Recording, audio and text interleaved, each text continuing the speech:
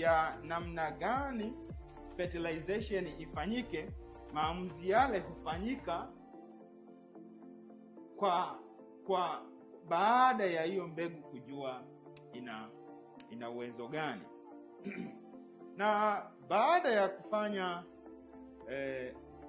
vipimo kujua kwamba mayai yako kiasi gani, basi wanaleta kwenye incubators.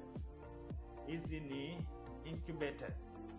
Incubators hizi ni kwa ajili ya kufanya storage, lakini ni kwa ajili ya kuruhusu sasa wale watoto kukua kwa namna ambavyo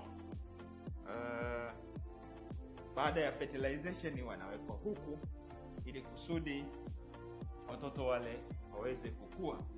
Kwa hiyo tunajali inafanya shughuli hizi kwa maana ya incubation ya hizo fertilized ovum, na baada ya hapo embryologist anakuwa na uwezo sasa wa kuwa anakuja